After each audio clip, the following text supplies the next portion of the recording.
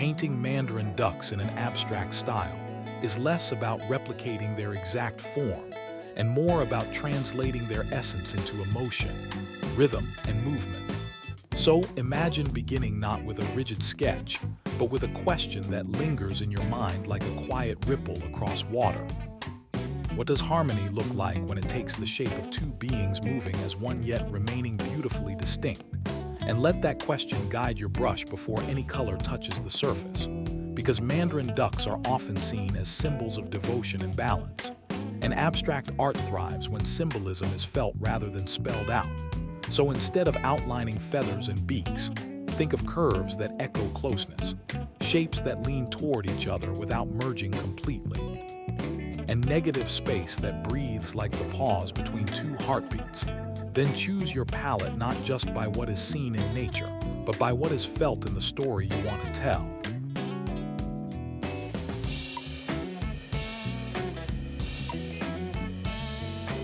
Perhaps fiery oranges and deep teals colliding like passion meeting calm, or softer pastels dissolving into one another like a memory you're trying to hold on to.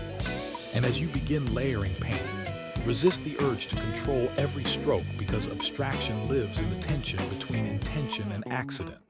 So let your brush wander, let it stutter, let it glide, even let it hesitate, because those imperfections are where authenticity hides. And consider starting your composition with a loose underpainting, something chaotic and unrefined, because from that chaos, you can gradually pull out the suggestion of two forms, maybe through overlapping arcs or mirrored gestures that hint at companionship. And think about texture as a language of its own, perhaps using thick impasto in areas where emotion feels heavy and raw, while allowing other sections to remain thin and translucent like whispers of water. And you might experiment with unconventional tools, like dragging a palette knife sideways to create feather-like disruptions, or using the edge of a cloth to blur boundaries, so the ducks feel like they are emerging from or dissolving into their environment. And as you build the piece, step back often, not just physically but mentally, asking yourself whether the painting feels alive, whether it hums with a quiet dialogue between its elements. Because abstract art is less about what the viewer sees immediately and more about what unfolds over time, like a conversation that reveals deeper layers with each pause. And you can introduce contrast not only through color, but through movement. Perhaps one form is suggested through sweeping, confident strokes, while the other is composed of fragmented, hesitant marks, creating a dynamic interplay that suggests individuality within unity. And consider the flow of the composition as if it were music, with crescendos where colors intensify and quieter passages where the canvas breathes. And do not be afraid to disrupt your own work, to paint over sections that feel too predictable, because sometimes the most compelling moments in abstract art come from acts of destruction followed by rediscovery. And think about how water, the natural habitat of Mandarin ducks, can be implied without being directly depicted. Maybe through fluid transitions of color, drips that run downward like reflections distorted by movement, or gentle horizontal strokes that anchor the composition with a sense of calm. And as your painting evolves, allow it to surprise you, to become something you did not fully plan, because that sense of discovery is what keeps the process alive and engaging. And you might find that the ducks are no longer literal figures, but rather energies that orbit each other. Shapes that echo intimacy and distance simultaneously.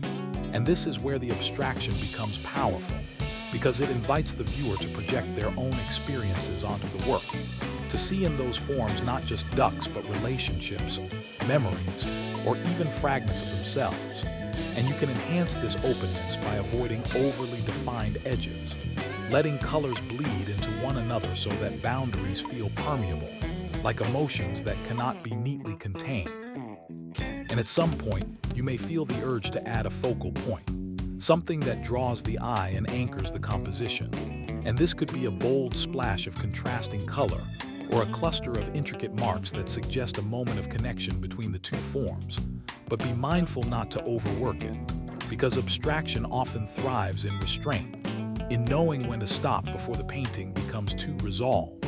And throughout the process, stay attuned to your own emotional state, because your energy will inevitably seep into the work, influencing the rhythm of your strokes and the intensity of your colors. So if you feel restless, let that restlessness guide faster, more erratic gestures.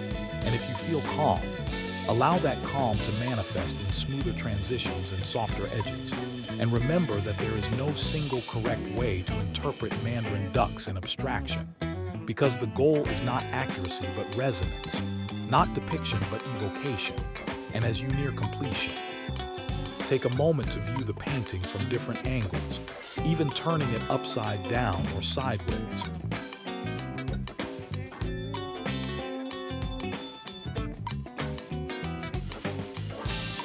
To see if it still holds its integrity, because a strong abstract composition should maintain its impact regardless of orientation. And when you finally decide that the piece is complete, or at least complete enough, step back and let it speak to you as if it were created by someone else, noticing what emotions arise, what stories begin to form, and trust that whatever you feel is valid, because abstract art is as much about the viewer's interpretation as it is about the artist's intention. And in that sense, your painting of Mandarin ducks becomes not just an image but an experience, a visual poem that continues to evolve each time it is seen, inviting others to find their own meaning within its layers.